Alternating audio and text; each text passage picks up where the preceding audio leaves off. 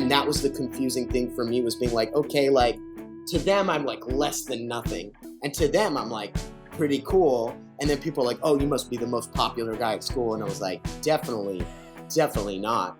And it was like, I'd have a crush and the girl would never have a crush on me. And like, and it was like, I'm dealing with that. And then I developed this really bad anxiety around middle school. Hi, I'm Mayim Bialik, and welcome to my breakdown. This is the place where we break down the things that make us break down.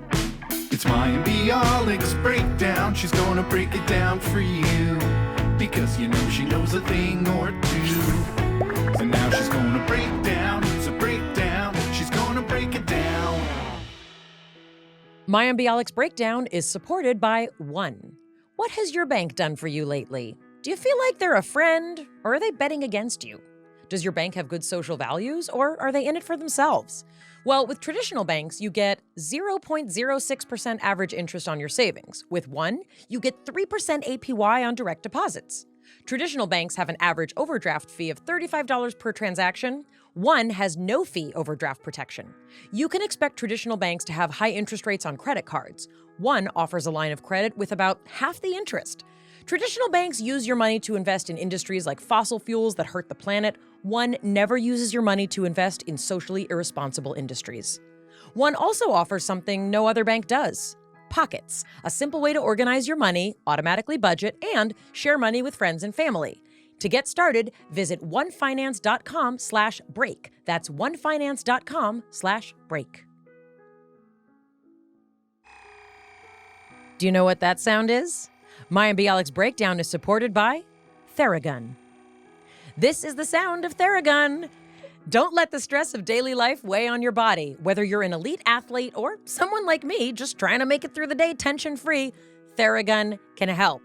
Theragun is the handheld percussive therapy device that releases your deepest muscle tension using a scientifically calibrated combo of depth, speed, and power. And it's pretty much as quiet as an electric toothbrush. It gets to the source of the pain by releasing tension, using Theragun's signature percussive therapy, which goes 60% deeper than vibration alone. I have really enjoyed the Theragun. I have very, very tight shoulders, like super tight. And usually when people try and work on them, it feels worse. This actually feels better. I'm super into it. Try Theragun for 30 days starting at only $199. Go to therabody.com/breakdown right now and get your Gen 4 Theragun today. That's therabody.com/breakdown. therabody.com/breakdown.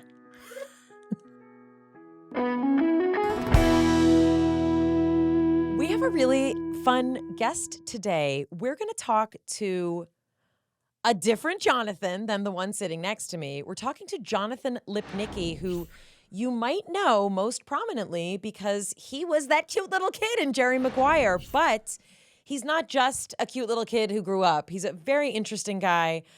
We talk about martial arts. We talk about anxiety. He's really, really smart. It's really great. But before I tell you more about Jonathan Lipnicki, I'd like to introduce you to my beloved weight vest, Jonathan Cohen.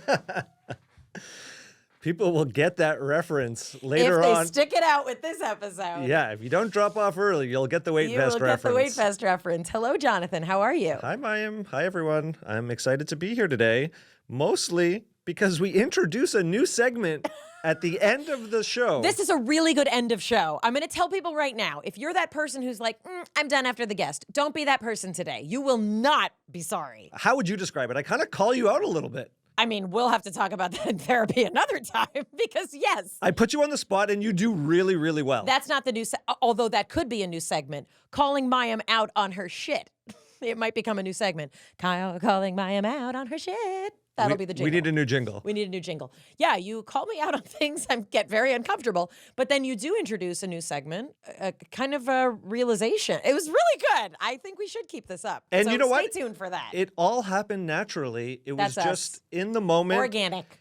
Based on something that Jonathan says in the episode. That Jonathan, not this Jonathan. Exactly. So confusing. And also what's really exciting is that we have tried many times. Bev tried to do it. Hunter tried to do it. Kelly Clarkson tried to do it.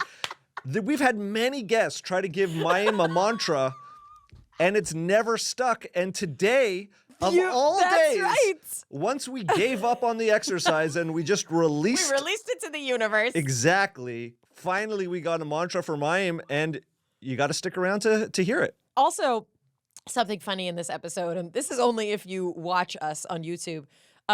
Jeff, our fantastic everything person here, has reworked some camera stuff. It's not particularly important or interesting for me to go into detail, except there's now a camera that films the back of my neck. And I'm wearing a ponytail for the first time. And I was distracted by my horrible posture, which is related to mental health, because for me, my posture is, I mean, we need to do an episode on posture. Wow. That's a great idea. We I'm need to do an making a episode. note. But what I've noticed is that Jeff has positioned the camera so you can see there's like a little roll of flesh when I have bad posture. You can also see I do have a tattoo on the back of my neck, Which is usually it's usually hidden, and you can see it. It's you can also see it in today's episode. So if you want to go over to YouTube, new camera angle thanks to Jeff, and that's Jeff with a PH in case anyone's curious. The other thing, I think, just to follow up on this posture, I've also been noticing it. Why are you touching your breasts? Sorry. Random Completely call-out. looked like you were touching I breasts. was just, my hands were just in front of me as I sort of straightened my back, but that Yes. make me uncomfortable. Posture, the center back.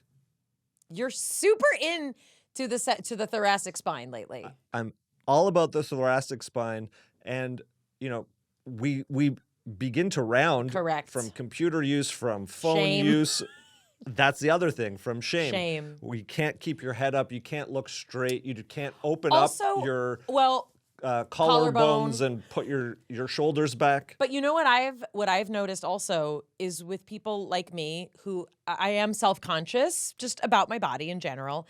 And there's something very vulnerable. I'm not just saying about having breasts, because I think for men also, or maybe men who maybe don't feel like they're in optimal shape, like this part of your body and exposing it can be vulnerable. I mean, just on an emotional level, like we feel It's people. your heart. Exactly.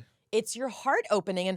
And whenever if you do yoga and stuff and they talk about like opening your heart, it's true. It's your breastbone, you know? It's also us breathing in and having more sensation in general. Makes me anxious just thinking about it. And as we open this area, we feel more. So if we don't like what we're feeling, if we're trying to control what we're feeling, we close up and we sort of round in on ourselves.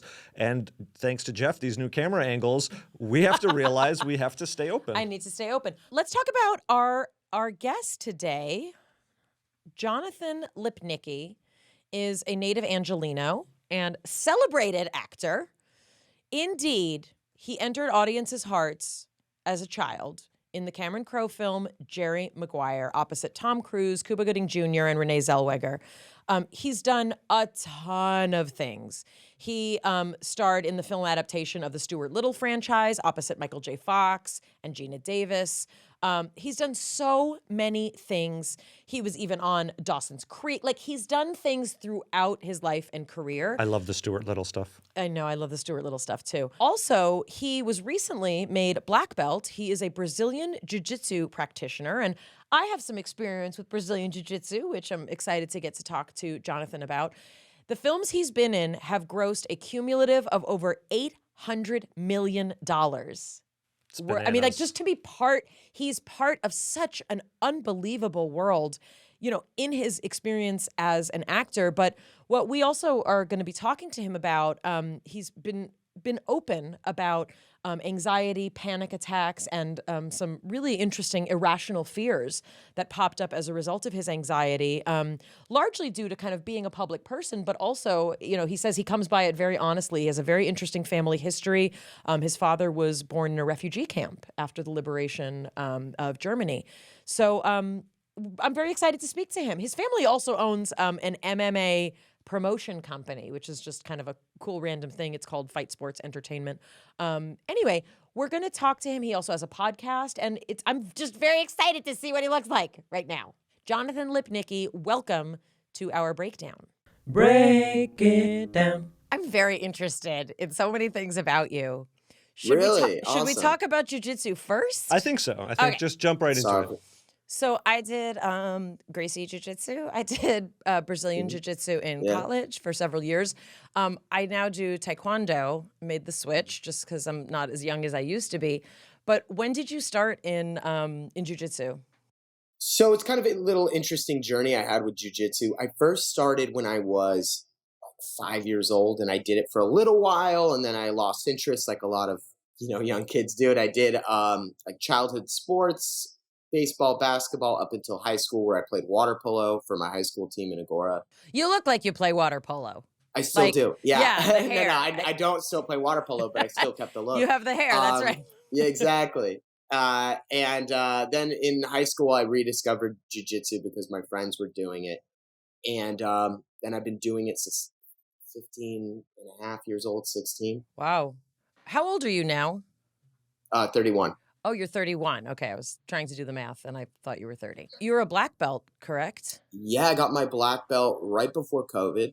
And it was a huge achievement on my like I have these bucket list life things, and I was like, I always wanted to be a Brazilian Jiu-Jitsu black belt because those guys were Yeah. superheroes to me. Yeah. And then I got there, and now I'm like, wow, now the journey has just began. It feels like, That's amazing. And when I did jujitsu, I did it.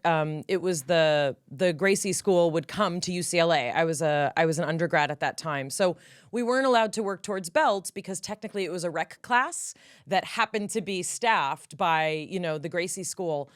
So I don't know much about the belt system, but obviously in Taekwondo there's a whole belt system. I just Yeah. became a red stripe. Very proud of that.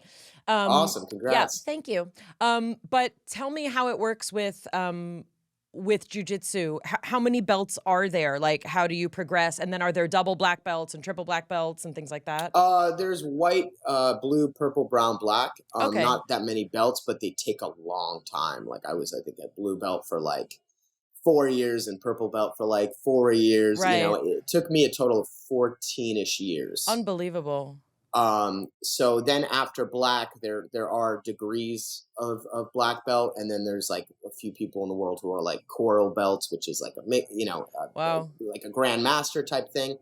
But black belt, it's takes a long time to get there. So, but it was, it's one of those things that it was just like I started jujitsu because I thought it was cool. It has all these other benefits for me. I grew up really bad anxiety, and having things that I had to focus on in the moment.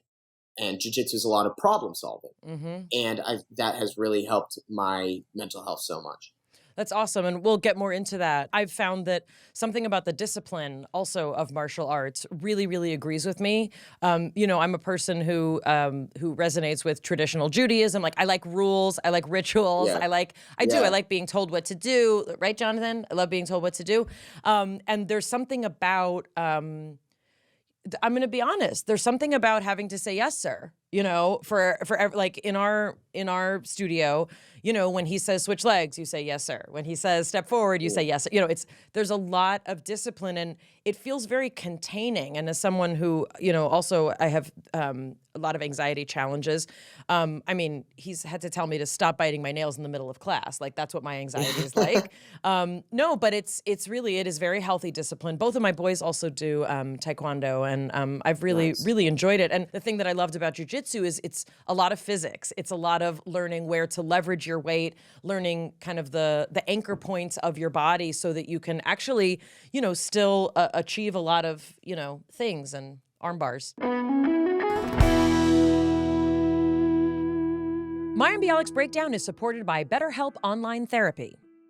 We talk about BetterHelp a lot on this show, and this month we're going to discuss some of the stigmas surrounding mental health. Some people think you should wait until things are unbearable to go to therapy, but that's actually not true. Therapy is something to use before things get worse, and it can help you avoid lows. We've also been taught that mental health shouldn't be a part of normal life, like it's something special, it's something weird. That's wrong too. We take care of our bodies by going to the doctor, and with good nutrition, we should focus on our minds and our mental health just as much. BetterHelp is customized online therapy that offers video, phone, and even live chat sessions with your therapist, so you don't have to see anyone on camera if you're not ready to. It's much more affordable than in-person therapy, and you can be matched with a therapist in under 48 hours. Give it a try. See why over 2 million people have used BetterHelp online therapy. And our listeners get 10% off their first month at betterhelp.com/break. That's BETT. That's betterhelp.com/break. Mayim Bialik's breakdown is supported by Storyworth. I love Storyworth because they take the hard work and labor out of trying to do something meaningful. And usually if I would try and do that on my own, it would take me forever or I would procrastinate and not do it. Storyworth does it for you. So here's how it works. Every week, Storyworth emails your relative or friend a thought-provoking question of your choice from a pool of possible options. And each prompt asks questions that you maybe never thought to ask, like, what's the bravest thing you've ever done in your life? Or if you could see into the future, what would you want to find out? After a year, here's how it works. Storyworth will compile all your loved ones' stories, including photos, into a beautiful keepsake book that you'll be able to share and revisit for generations to come. This is such a fantastic idea. I want to do it for my mom, but she might be listening. But the thought that I could give her all of these memories in one place that we would be able to share is so incredible. With Storyworth, you can give those you love a thoughtful, personal gift from the heart and preserve memories and stories for years to come. Go to storyworth.com/breakdown, save $10 on your first purchase. That's storyworth.com/breakdown to save $10 on your first purchase. Mayim Bialik's breakdown is supported by Manly Bands. Engagement season's in full swing, and if your man has finally popped the question, or if you have a sneaking suspicion he might, it's time to start thinking about his wedding band. Manly Bands is here to make the whole band buying experience way easier. They have awesome wedding band options in just about every type of earthly material imaginable, and even some from space. Jonathan has the Storyteller band. It's made of black zirconium with brushed finish, flat design. It looks beautiful and the fit is perfect.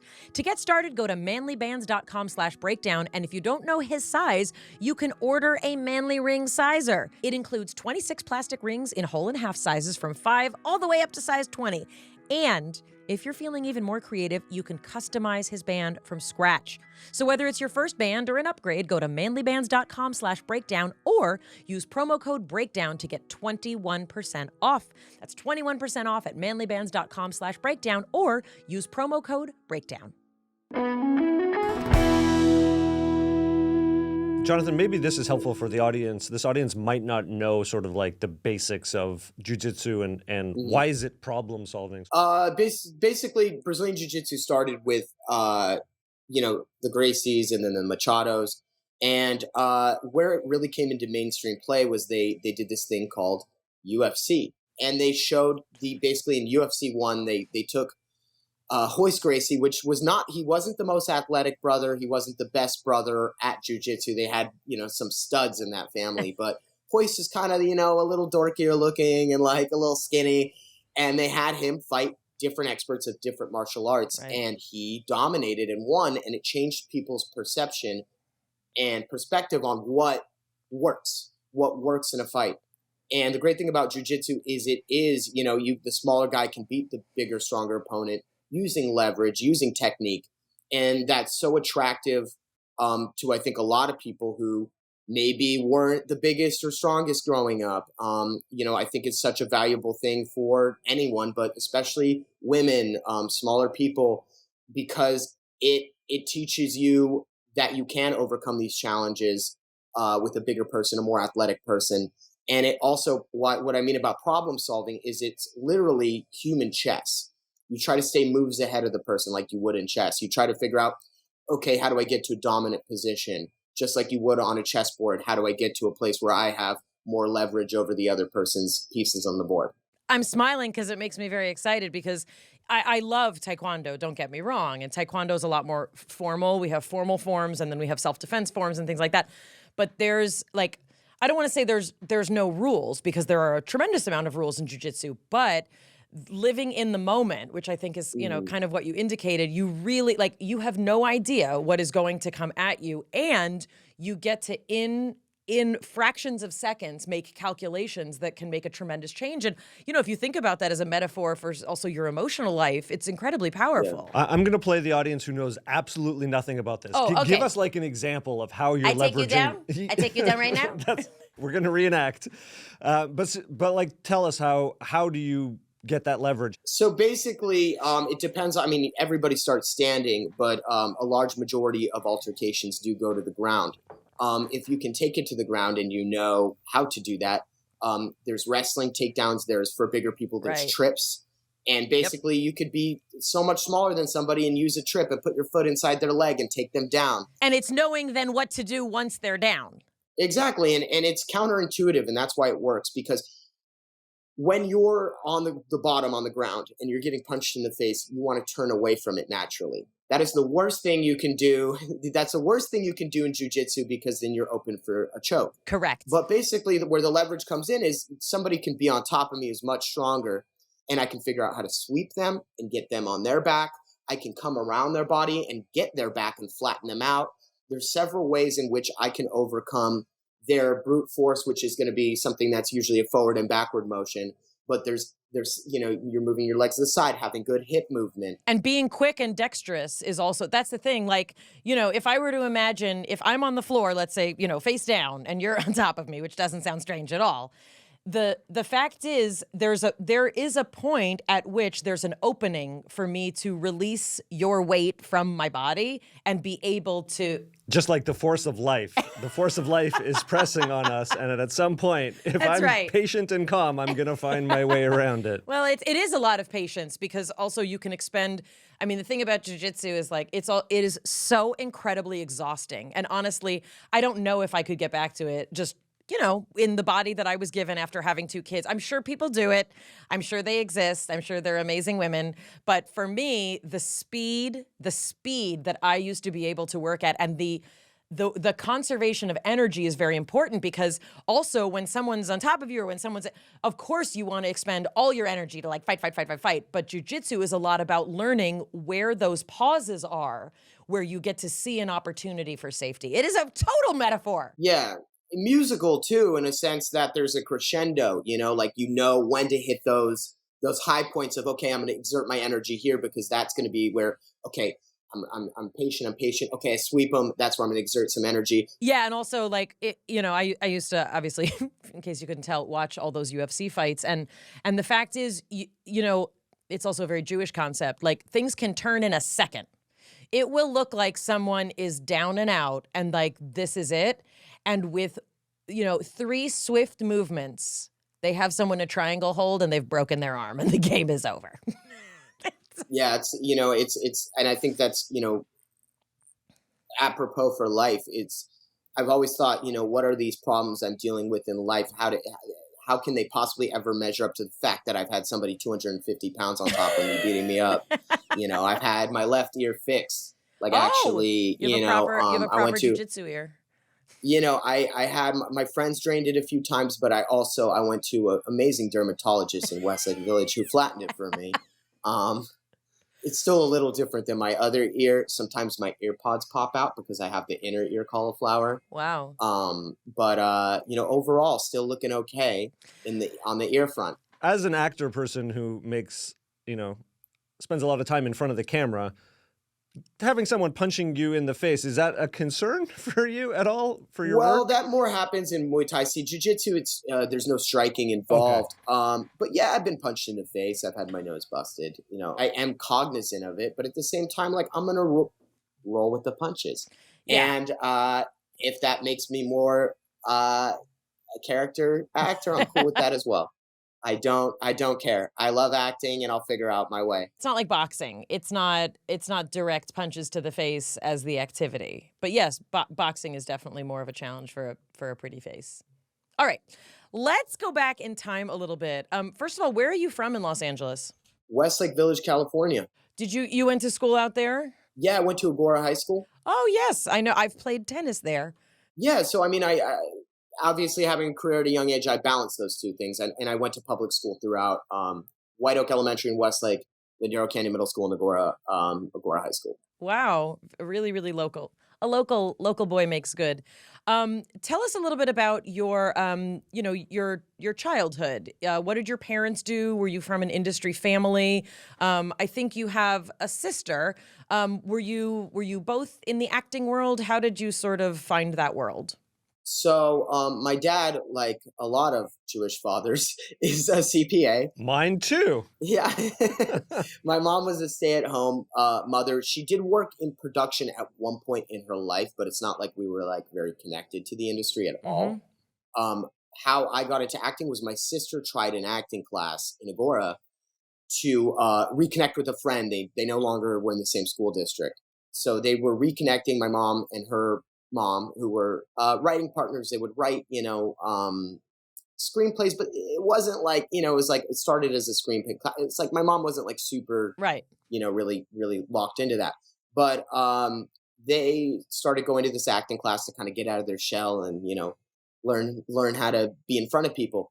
And my mom would take me to pick her up. And my sister would go into this room and she would come out and she had a smile on her face and loved it. And I think, a lot of times you want to do what your older sibling does. She's 3 years older than me.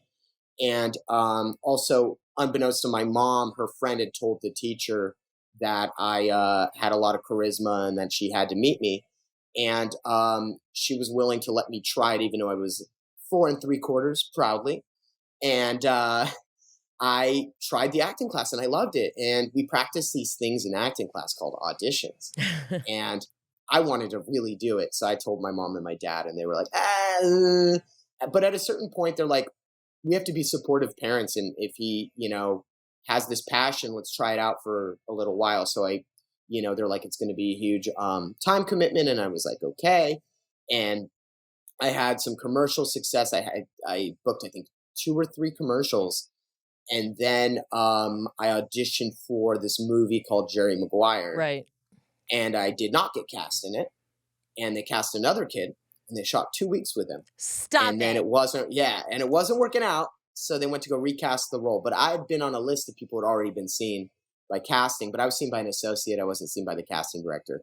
And so my agent, who was the head of the kids division, I had talent agency at that time, said, I stake my reputation on it. Don't see any of the other kids we rep. Just see this guy. I have who you want sitting in my office. Wow. And he got me in there, and I had the audition, and they said, okay, how would you like to fly today to Arizona to read in front of Tom Cruise and Cameron Crowe?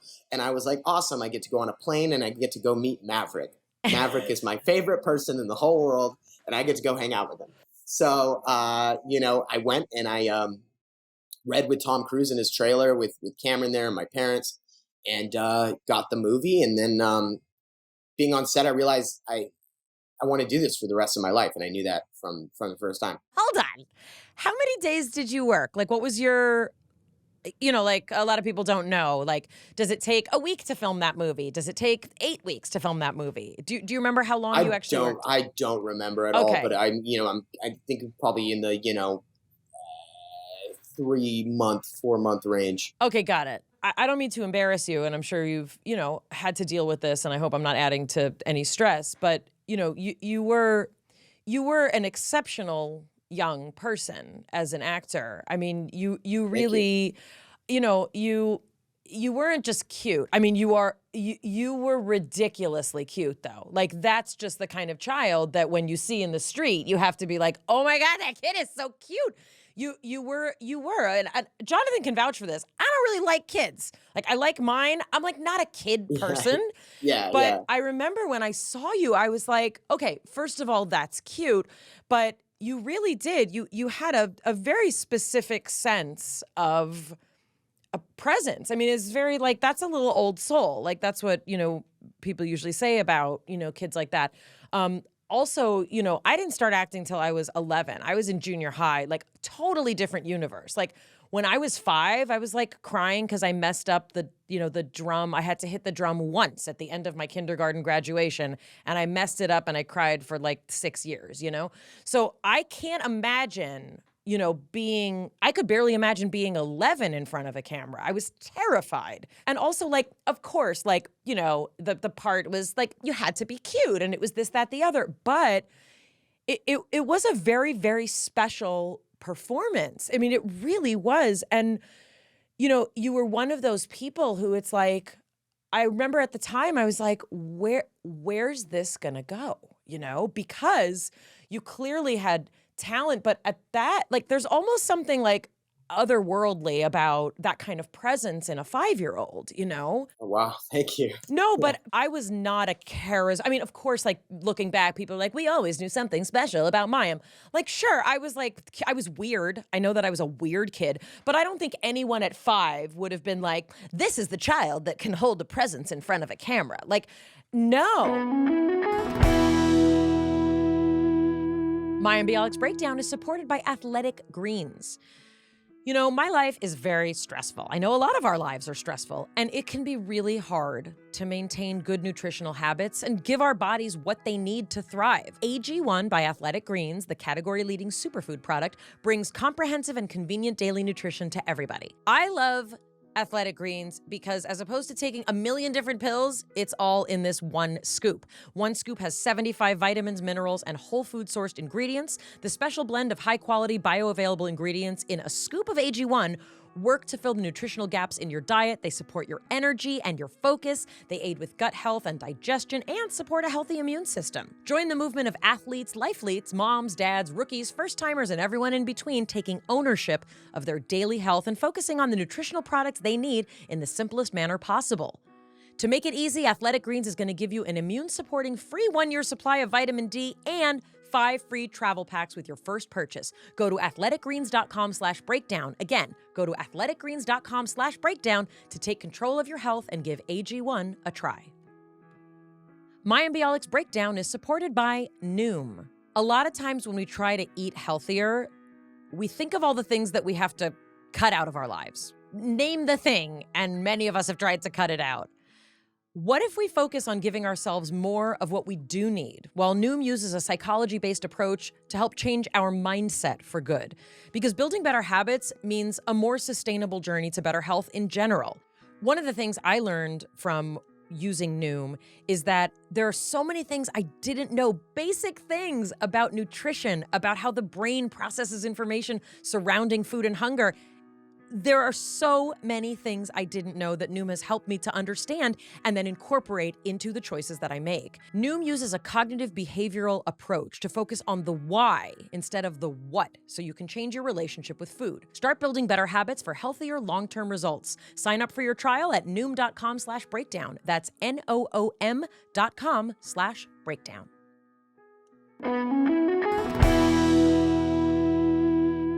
There's a lot of intelligence you have. There's a lot of things about you. That's not the only thing, but so early in your life, we got to own you. We got to say, like, this is who you are and this is what you represent.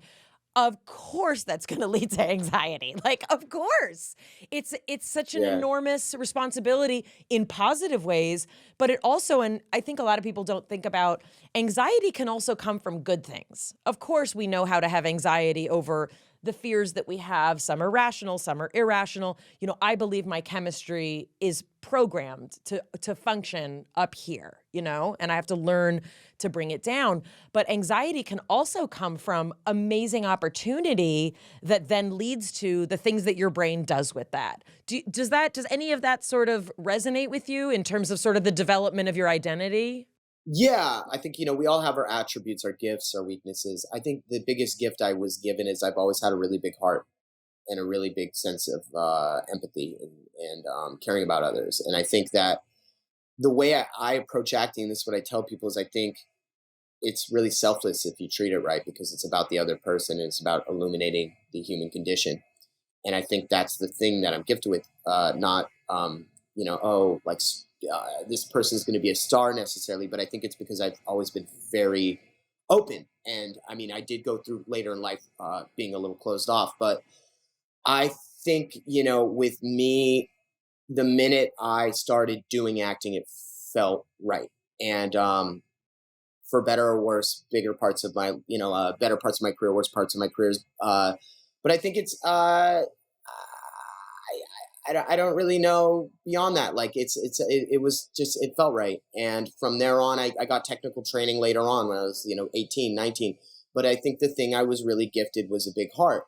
And I say that to people. I'm like, you know what? I've now worked very hard at it. I believe I'm a really good actor, but I believe my biggest attribute is that I have a big heart and that I care about other people and that I care about the human condition and I care about doing the right thing in life. And I think that translates to trying to be the most honest with my work. And I think at 5 years old, you just don't have those filters. Those come later on and you can play. And it's that sense of play I've been always trying to get back to, because if you don't think about it and you just do it, that's why we see so many beautiful performances from kids throughout history, is because they don't have those filters yet. It's the minute that they try to get kids to be cute or tell them like you have to do this and you're going to say it in this way, is when you start losing that.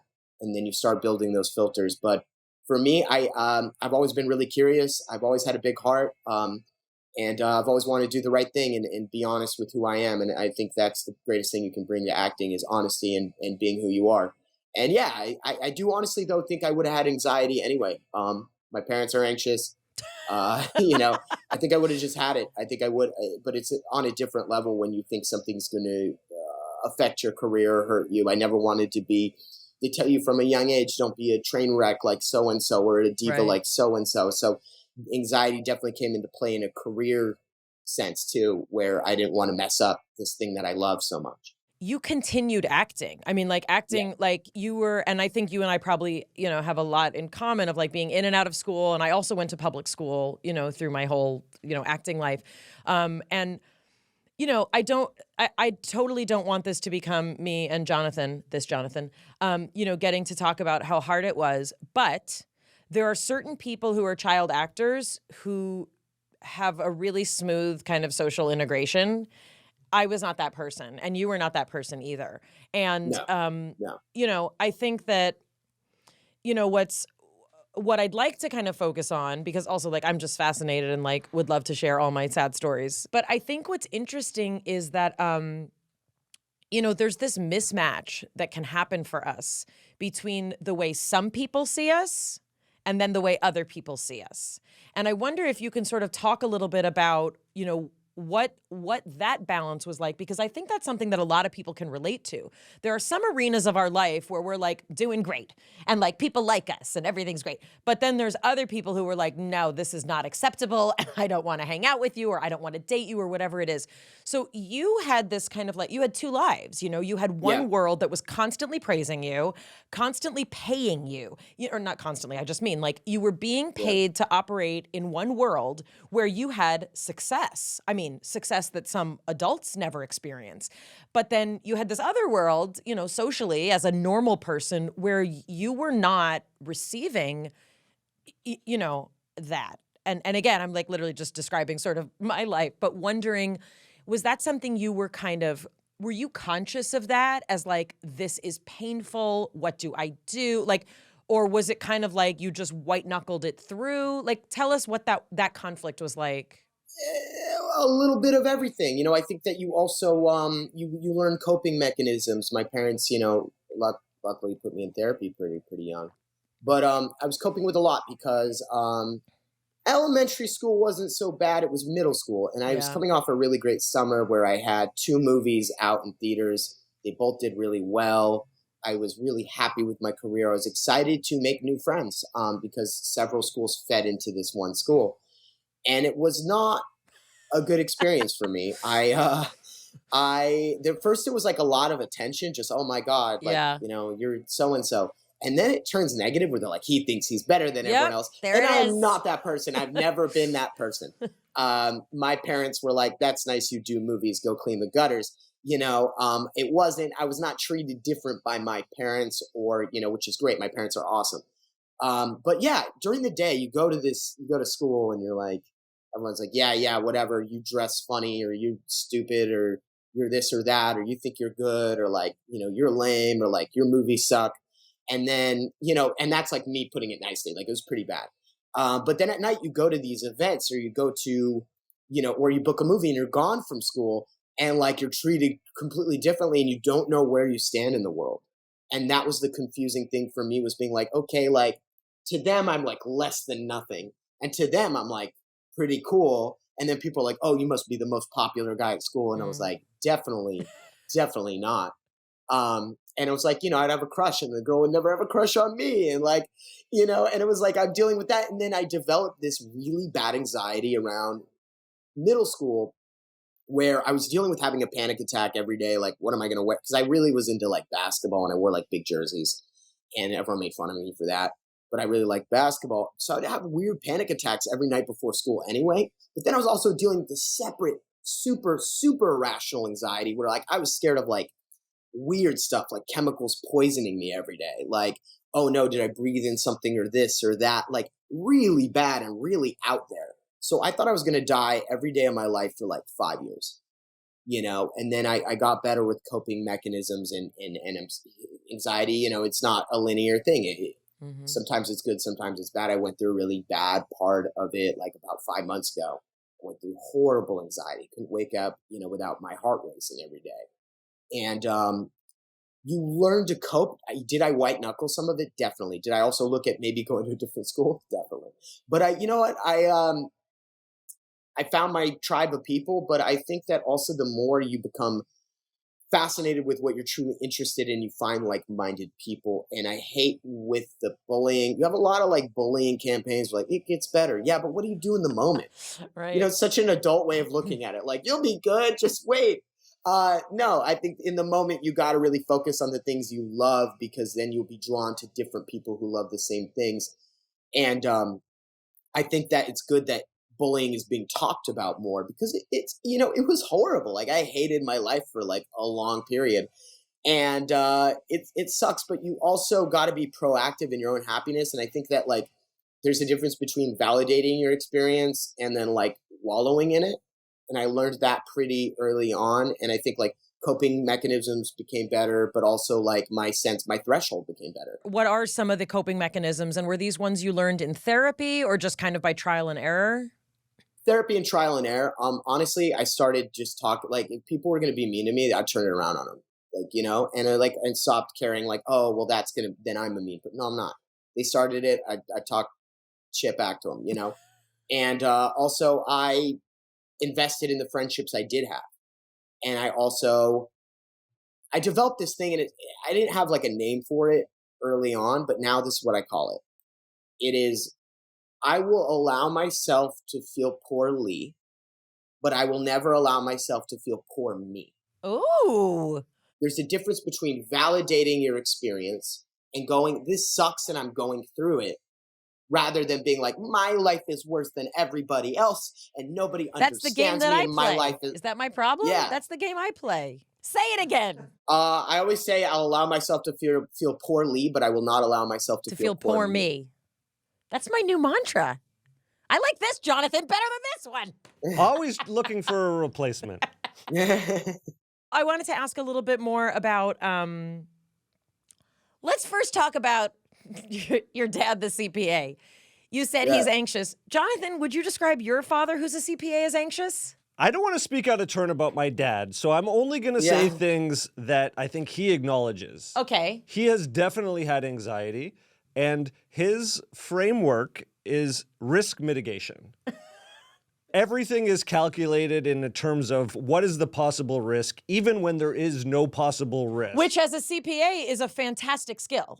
I mean, he is literally a savant. He is beyond brilliant. I'm in awe of how his brain works, and also that level of analysis. He generalizes it to the world. It has definitely had a hindrance to him in certain aspects, because he can't help go down a rabbit hole of what is the worst possible thing that could happen in any given circumstance, and that's a difficult mindset to sort of be on constantly. Right. Well, and also when we're the child of anxious parents, like, they don't always realize how that impacts us, and I think it, especially when we were growing up, you're, a bit younger than us, but, when we were growing up, like, there wasn't really a concept of that like, what's floating around in the house impacts children. Like, they're just in their room. Everything's fine. Yeah, with my dad, because my parents both had, I'd say, anxiety in different ways. My mom, creative, had that kind of anxiety flow of like frenetic energy sometimes. My dad was born in a refugee camp after World War II. And he's a little older, and grew up poor. And I think there's that mentality of scarcity. And so I think growing up from that, he was just, he was aware of everything and very much like, watch out for this or watch out for that. And that was more of his anxiety, where my mom was more like a do-gooder. I don't know if that's the right word for it, but like a really good person and like worried about doing the wrong thing. My dad worried about other people doing the wrong thing to him or us. Yeah, let's take a little dive into there. So for those of you who don't know, your dad was born just after the liberation, after World War II. Yes. That's what you're talking about. Yeah, and they moved to Canada because the United States had closed their borders. So why don't you tell us a little bit, because this is something we do talk about. We talk about intergenerational trauma. We talk about, in particular, there's been a lot of research about the impact of the Holocaust on familial anxiety, and that there's an aspect to that particular, kind of anxiety. So tell us a little bit about your dad's parents and what their experience was. I never met that side of my dad's family. It was pretty fractured, early to later on. But they fled, like many people. And I believe the refugee camp they settled, they're Polish, but the refugee camp they settled in, I believe, I could be wrong, was in Germany. And, on my mom's side, they came quite earlier to Ellis Island. But my dad grew up with kind of like that mentality of like, watch your back, like people, they're out to get you. And I think that what I've noticed with that type of trauma is my grandfather on my mom's side, so I never met my like biological grandfather, but my step grandfather survived Auschwitz. And he had a different mentality than my dad. And I noticed that there's two ways it can go. My grandfather was like, bless every day, drink more wine, eat more food, like take a risk. And my dad is like, no risks, structured, very analytical. So it was very interesting to have both of those perspectives growing up, because I was quite close with my grandfather before he passed. And it's interesting to see those two things kind of at play, because I was like, it can be kind of confusing as a kid, where you're like, wait, do I live every day like this, or do I watch out for people, or like what is going on? Not confusing at all. You take a risk while watching out for the person stabbing you in the back. That's right. Enjoy your risks while someone's about to hurt you. Exactly. And I love for my dad, where my dad's kind of lightened up a lot on that. So that's great. I was with him last night. We were hanging out and laughing, and he's lightened up on a lot of things. And I'm like, good for you. Because I mean, it takes a lot to overcome those things, sometimes. Is your sister in the industry? Did she stay in the acting world? She's in corporate PR. She did not stay in the acting world. She did some like voiceover. She had some, mild success in that, but it wasn't for her. And that's okay. Would she describe herself as someone who's anxious? Like, are you guys similar that way? No, not at all. I don't think she gets anxious. Right. Really. She got the other part of the genes. Isn't that amazing? Exactly. Yeah. Like she's very different from me. I think with except the anxiety, I'm more like my mother, and she's more like my father minus the anxiety. But my sister's very much the like snap out of it. Like, she's one of those people who's like the best person to have your back, because she will fight ferociously for you, and she will also, whip your ass if you need to like get into shape, and be like, if she sees me doing something that she thinks is not, that is a waste of time, she'll be like, don't do that, do this. She's a boss lady. She runs shit. I do want to ask a couple more questions sort of about what your therapy experience has been like. You started as a teenager. Is that something you continued? Yeah. I mean, sometimes it's on and off, but I continued for a long time. Now I'm in the process of finding a therapist again. Oh. Because my therapist is not practicing anymore. But it's been really positive for me. I think also, like, just like doctors, just like anything, all therapists aren't equal. I think I found sometimes you got to find ones that mesh with you. The last one I had, we meshed really well, and it's sad to see her go, because she was awesome. Yeah. But it's been a really positive thing for me, because I have such an overactive mind that I need to slow down and really talk about things and work them through. And overall, yeah, I mean, it's sometimes it takes that repetition, like in anything. Like you don't do one bicep curl and you have biceps, you know? I think therapy, a lot of it's repetition, telling yourself the stuff you already know, and it has to be explained in a few different ways, maybe sometimes 100 different ways, and then you kind of start to get it. And it's 2 steps forward, 1 step back. It isn't a linear thing. And I'm still finding ways of coping and ways, to do things. I think that, during, much like probably everybody else, I took a step back during the beginning, middle pandemic quarantine section, where I definitely took a step back and I needed to reevaluate and really, really hit therapy hard, and really write a lot out. I ended up writing my first pilot during that time, and it was just a lot about how I felt about the world. And I think therapy, I can attribute a lot of the successful tendencies I have to doing therapy. Mm-hmm. You mentioned something about 5 months ago, and just like anxiety stuff. One of the reasons that Jonathan and I one of the reasons that we started this podcast was because my mental health was not in a good place, really, well, kind of ever, but especially it took a special dive when COVID started. And, I always have anticipatory anxiety. Like, that's just where I live. So to then have, something happening that was literally a global pandemic, and also people maybe forget that at the same time there was like a lot of stuff coming out of the White House that was confusing. There was tweets that people were confused about. Like, it was a really intense time. And that's really why we started this podcast, was because, we wanted to find a place to put our energy and our anxiety around it. We were just looking for new mantras. That's right. But I guess I would like to know for you, and I think it would be helpful for people listening, what does your anxiety look like when it spikes? Is it thinking? Is it doing? How does it look for you? Ruminating. Mm-hmm. Ruminating on the what if this happens? What if this is something that affects me in a negative way? What if I can't do this? What if, what if I never work again? What if it's the what ifs will kill me, and the ruminating on that, or it's either worrying about the future or worrying about how the past is going to affect the future. Mm-hmm. And it's all this stuff is out of my control. And 99.9% of it is super irrational. And that's how it looks. And it looks for me like my heart racing, like not being able to be in the moment at all. And, mm-hmm. and then when you get those things taken away from you, like Brazilian Jiu Jitsu, during, because it's heavily relies on you being on top of other people. Then I realized, oh crap, one of my main coping mechanisms is just gone, and I think that was really hard. But when it spikes, it looks like staying in my room a lot, hard to get out of bed, hard to do anything. The great thing is I have a dog, so I have to get out of bed. I have to take him to the bathroom. I have to take care of him. But that's the why greatest I have cats. thing Cats are better for depression. Yeah. But one of the greatest things I did learn is whatever you can do, don't stay in bed. If you can go into the sunlight, if you can go outside and, go look at trees, that is the best thing you can do for yourself, because then all of a sudden you have things to focus on, and you realize the world is not a horrible, dark, dark place.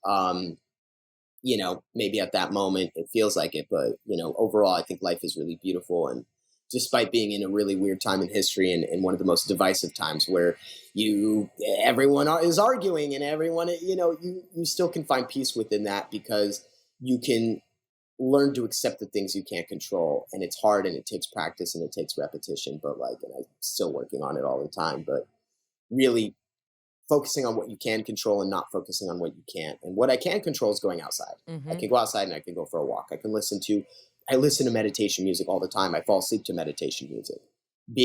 Getting myself in a place where I can let go of those thoughts. But I read something really interesting recently in a book called Loving What Is, where she talks about not trying to let go of thoughts, but trying to have thoughts let go of you.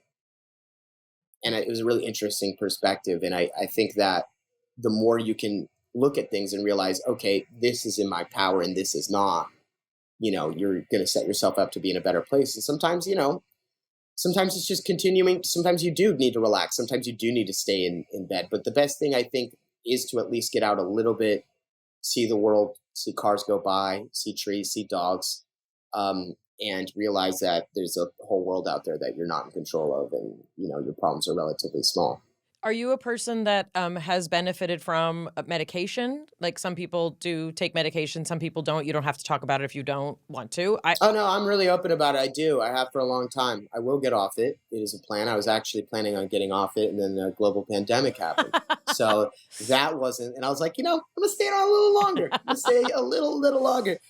Yeah, I have benefited from it. I don't think there's sometimes a stigma around it. I've been friends with or dated people that were weird about it, or like, you need it, I don't need it. I'm like, I don't think you need it.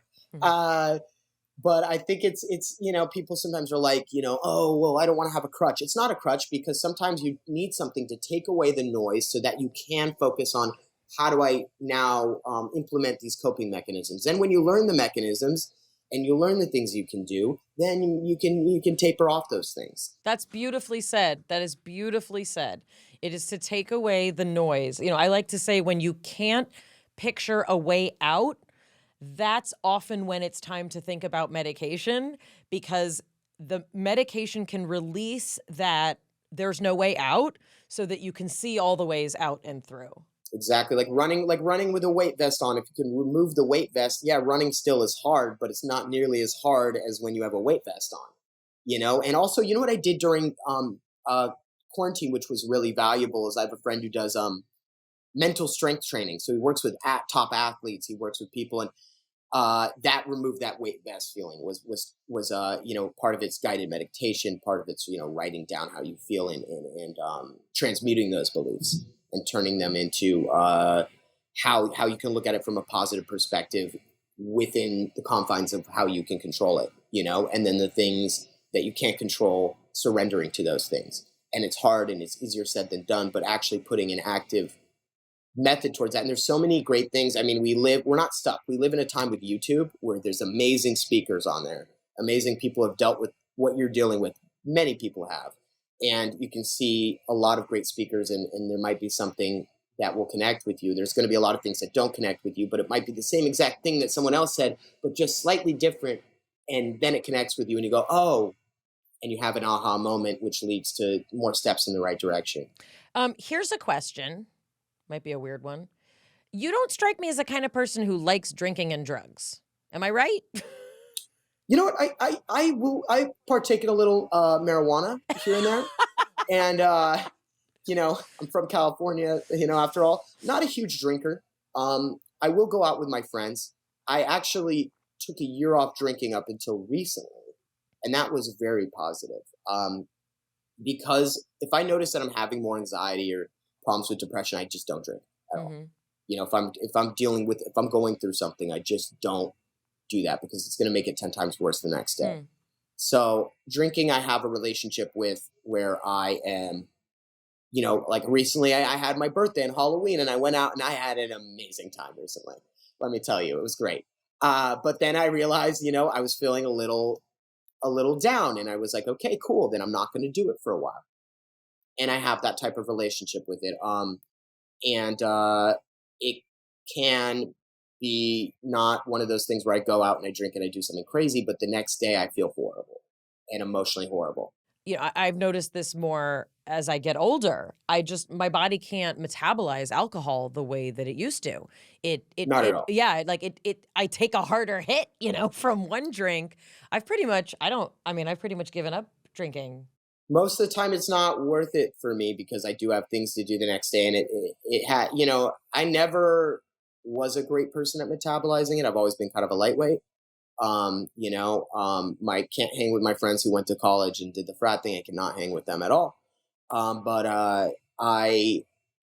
It's just not worth it most of the time for me. It's like lately I've had things to celebrate, and that's when it's okay. Right. And that's when it feels okay with me.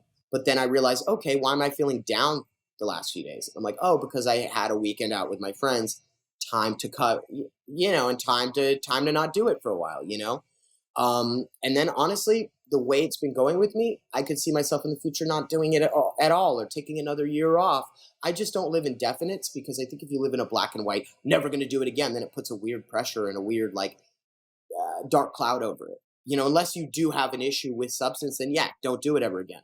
But I think, for someone who you notice like in and out, stuff like that, I think it's very important to, sometimes I like testing myself. So I'll be like, I won't do it for 6 months. I won't do it for a year. Right. And that for me is a fun test. But also I'm not putting definites on it. Like, I'm never going to do it ever again, because I think that's a hard thing to live up to. And then you're destined to fail. And then when you fail, you feel terrible about yourself. But, I think that setting reasonable expectations, unless it is something you are dealing with and you not do it again. Jonathan, you're delightful. And this was really, really fun to get to talk to you and connect with you this way. I really have. I've admired your career and really, really hoped that you were okay. I mean, I just I always hope that. And you obviously have had your challenges, but I think you're such an articulate and self-aware person. And it sounds like you work really, really hard on yourself. And I really enjoyed talking to you. Thank you. Tell us what would you like to plug or talk about? I know you have a podcast. What would you like to talk about before you go? I do. Combat Kids, check it out. We're kind of revamping it right now. So that is something you should check out. It's about people overcoming adversity to find success and what they're passionate about. I think that's something we all need, is a little pump up.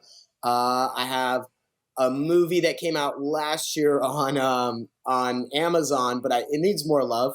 It's called Broil, and I play a serial killer in it, which is very fun. Awesome. I did a movie in August called The Re-Education of Molly Singer with Jamie Presley and Britt Robertson.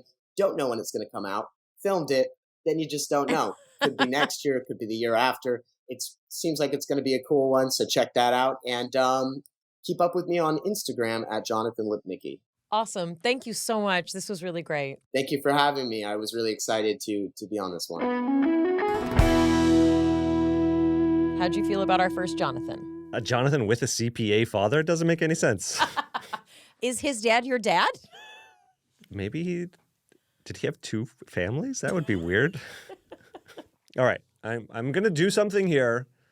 You're going to be okay with it, but I'm calling you out just a tiny bit. What? You said a couple times, and you've said it in the past, you're like, my mental health, not okay ever. But we're not doing that anymore, right? That's not, I'm sorry. I don't remember how did I phrase it? I don't know. It was like a joke. It was like offhanded. Oh. It was self-deprecating. And we sort of made a new rule here that you've joked in the past. What? I'm taking on Jonathan Lipnicki's mantra.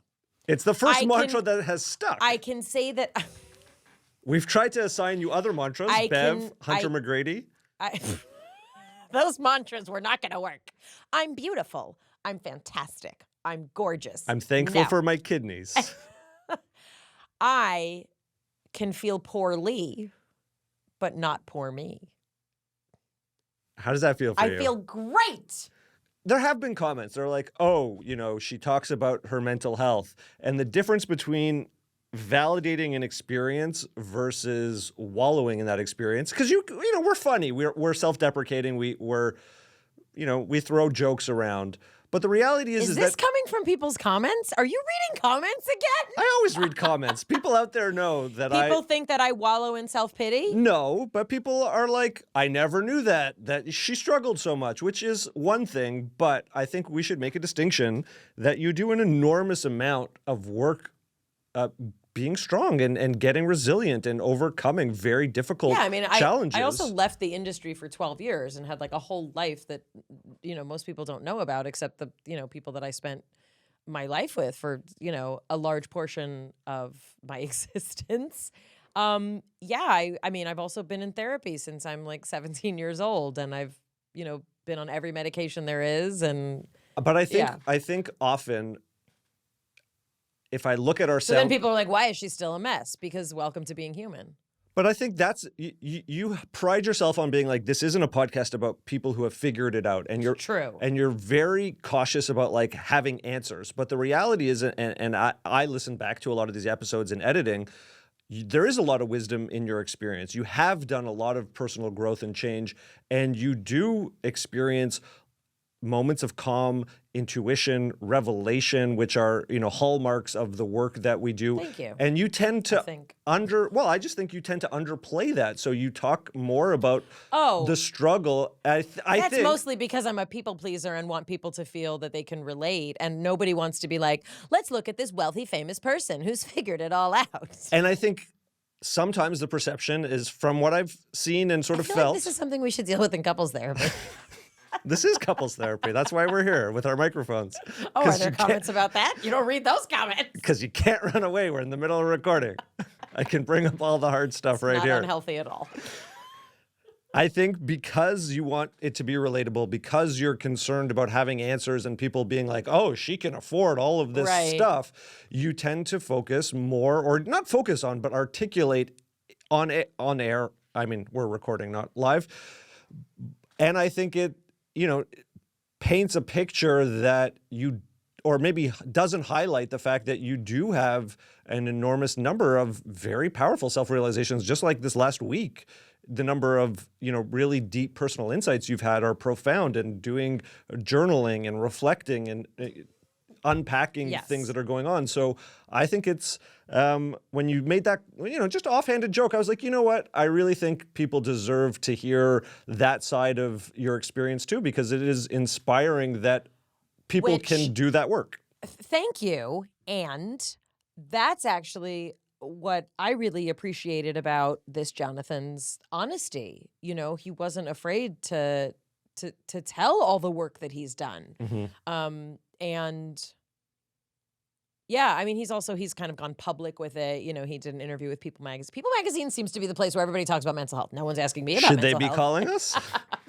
We would be adorable on the cover. People Magazine, if you're listening to this. We think we should be on the cover. I'll just take an article, a featured article. I don't want a back page. He doesn't like a back page. No, but I really did do appreciate, Jonathan being so honest. Sometimes we child actors also do the other thing. It just gets sugar-coated. Yeah. Everything's amazing. My life's amazing, and yeah, it sounds like he has very good support from his family, which I think is lovely. His sister sounds intense. She sounds like a lot. I want to meet her. I know, me too. But no, I really, really enjoyed also, just pure curiosity. Like, have you seen Jerry Maguire lately? I mean, not lately, but you have to. I mean, it's so impactful. I mean, his performance in particular. That's what I meant. And I'm not saying he was like the Shakespearean Academy Award-winning actor. I mean, at that age. But there was something. No, there was something about him that was not as saccharine as a lot of kids, and also just ridiculously cute. It's, he was very cute with the little glasses. I can't. Anyway, anything else? Do you think he had those glasses, or those were prop glasses? We should have asked him that. We should have asked him. What else? Also, a little callback from the beginning of the podcast. If there are women who have had 2 kids and gone back to Brazilian Jiu Jitsu, please message us. Send pictures. Send pictures. Send us a video of how you're kicking butt. Here, you know what? Here's a little tidbit for you. I wish I had put on makeup so that you could actually use this without me being like, I look horrible. Don't use it. Oh, you're not allowed to say that anymore. You're in acceptance of yourself. Shut up, you're beautiful. Jonathan. I'm done with you. You love how your teeth work. He had a great set of teeth. Great set of choppers. No, what I was going to say is that after I also, I was 35 pounds over my normal resting weight when I got your pregnant fighting with weight. my first. Yeah. So I had 80 pounds to lose. I'm just going to say it. I lost 80 pounds Small after teenager. I lost 80 pounds after my first child. That's a lot of weight. I'm 5'4", so you don't even have to do the math. I told the midwife to just stop weighing me, like at a certain point. I weighed more than my 6 foot tall, at that time, husband when I gave birth. I saw pictures. Didn't recognize you.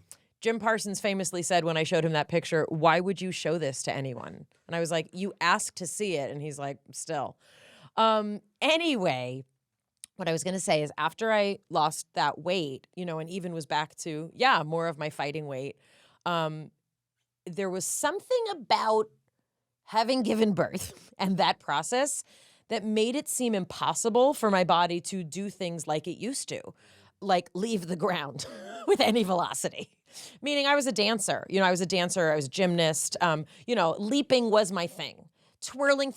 And there was something about the new gravity of my body that was like, how do I, that's why when I took up running. It's because your children are on the ground. They don't want you leaving it. Well, honestly, there's something about like some sort of mystical tether. That's really what it felt like. Go lower, not higher. Well, just, anyway. But when I started running, it was right when I got divorced. I took up running, and that was like the first time. My kids were 4 and 7. So, do the math. Like, it's the first time that like it felt like, oh my God, my body has like this movement again. I'm not saying that the marriage was what was making me feel like that. I'm saying there was some process in my physiology that was like, no, now you just stay in the kitchen and cook forever. Like, I think that's what my genes were like. Oh, this happened? No need to leave the ground or put on shoes. Just an apron. Shoes are over for you. So jiu-jitsu seemed impossible. Maybe that's the next step for you. Well, taekwondo has felt like a more manageable thing and taekwondo is extremely rigorous. But I'm saying like I can't compete at the level that our black belts do, that my 16-year-old can. But there is something about finding your body movement again. There is a picture on your fridge of you doing. That is a running, jumping sidekick. Yep. And you are not on the ground. No. You are flying through the air. And my form is pretty good. My form's pretty good. That was a very big, I think that was for blue belt. You have to do a running, jumping sidekick. Those were my favorite. Because in my mind, I'm Bruce Lee. I just want you to know what I'm picturing. Valerie and Aaron, let's make a reminder to put that picture on the internet. We'll put it on Bialik Breakdown on Instagram, at Bialik Breakdown. Go ahead and follow that for that and more. Follow that for behind-the-scenes footage. And before we do an Ask Mayim Anything, Mayim, why don't you tell everyone about a recent moment of calm and serenity that you've had? Yeah, I'm putting you on the spot. Oh, okay. Do you know what it is? Nope. Oh, it's just like a recent moment of calm and serenity. Moments of peace and calm, Mayim realizes something. Okay. I was in bed last night, and something I had gotten into the habit of doing a couple months ago and then had stopped. I tried to start again. There's a place that your body rests when you like close your eyes and you're like, okay, I'm going to go to sleep. And what I have learned about my body, and I think it's probably true for more people than realize it, is that the place that you think that you're assuming that your body's going to rest when you start to go to sleep is actually not the most relaxed position or placement of your body parts. And what I realized is that I often am so disconnected from my body because my mind is like just, processing the day, processing whatever I was working on before I went to bed, processing the documentary about a serial killer that I may or may not have been watching. And what I started to do is I started to kind of go through my body and say like, is this really where my shoulder wants to be? And I was like, no, it's up here. It wants to be here, and I'm laying on my side because I do that. And for those people who are just listening, she sort of has her shoulder up and she's relaxing it. I dropped it down. I dropped it into the place that, okay, so then I was like, okay, so that was where's the other arm? Well, it's kind of kinked up to the side. It doesn't want to be there. It wants to lay down. And I kind of do that. I go through my whole body, and this takes literally a minute. You can focus on parts of your body like this, but like my hips, like there's this notion, no idea where this came from, that my hips don't need to be as close to my shoulders when I'm laying down. So like there's just like a slight wiggle that I do where I feel like I gain an inch or two, that I'm like, and I'm not saying I'm stretching out. I'm saying that even in a curled up position, the fetal position, holding a pillow, if you'd like to know how I sleep, there's still an opening. And then it extends to my legs. Like, are they in the most comfortable position they want to be? And I'm breathing through the whole thing. And no one told me to do, well, I mean, it's a lot of the work that you've taught me to do about sort of body placement and mechanics has kind of come into play. But it feels calming. It feels calming. And then then I rock and I go to sleep. What I hear in this description is that you are reconnecting with your body. You are increasing your embodiment. Yeah. Especially for people who are doing a ton of cerebral work and are very in their heads, this notion that like your shoulder could be hiked up. And I get this all the time. And you just think that's how you're going to be. You don't even think. You don't even realize the positioning of your body. Well, so, and if I can just add one more thing, like the science of it is that even if you're not consciously processing tension, if your body is in a position where the joint is being held, There's noise. There is noise that is going on in your body. And you don't even have to believe that. Like, meaning it's true whether you believe it or not, right? So having that kind of tension in your body literally makes its way to your brain, to your functioning. And yeah, sometimes it'll disrupt your sleep and you'll notice that. Sometimes my arms will keep falling asleep at night and I know it's because I'm not positioning myself right. But believe me and Jonathan when we say that even if you're not consciously aware of it, if your body is uncomfortable, even if you're pushing aside any discomfort or not even conscious of it, there is a process in your brain that is going on to work on that. And it can activate your nervous system in ways that will increase your anxiety. Ba-bam. I love that end exclamation point there. I would also encourage, take a moment at night before you go to bed for sure. But let's say you're on back-to-back work calls for 3 hours, yes, 4 hours. You're just losing yourself. You're working on your computer. You're in a document. You're just like cranking mentally. Anytime you're in that very intense mental activity, take a pause. It's a minute and just check in with yourself. Check in with your body and where your my shoulders are always up near my ears. They are. It's not normal. I'm check me if I'm using this. It's proprioception. Proprioception is your body placement in space. A little bit different, but it is similar because you're like, where is my shoulder? Yeah, and it's kind of a layperson's proprioception. Yeah. It's like, where am I in time and space, and where am I in relation to myself? Yeah, it's a wonderful skill to learn, and hopefully we will get to continue to talk more about this. Anything else, Jonathan? My Jonathan, instead of that Jonathan? Ask Mayim anything. Yeah. Ask Mayim anything. Lauren asks, why can drinking alcohol increase anxiety? Okay. A good question, and also relevant to this episode. That does not go missed, Jonathan. I mean, a lot of reasons. Alcohol is a depressant, which means in terms of the neurotransmitters that it activates, they ultimately will feel depleting. And that doesn't mean it doesn't feel great in the moment and you're not having a great time, because the intoxicating effects of alcohol are also real. But the deeper, impact of alcohol can also have to do with what you do when you drink. Alcohol releases inhibition, and you often will either say or do things that maybe you wouldn't normally. People do call it liquid courage. But often that can lead to more anxiety, because if you don't stay at a drunk or intoxicated level, you then have to deal with who you were before you decided to get drunk or tipsy.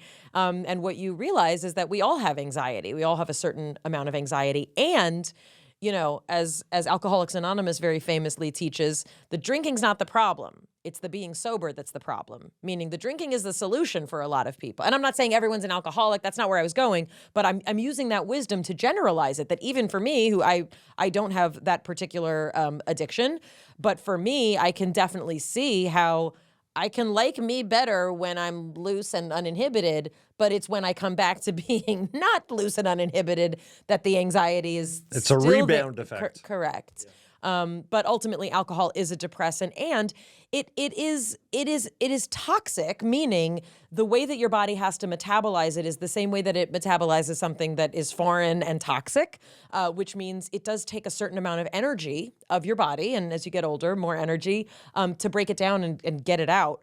The fact that alcohol poisoning is an actual thing, that means that your blood can become poisoned with that. And for me, I'm a person who, my more recent experience with alcohol is that when I drink any amount, it literally produces an allergy, a physical allergy in me, with itching and hives and things like that. So for me, that's an indication that it's definitely a toxin that is very quickly recognized by my body now. We don't want that in our body, meaning I don't.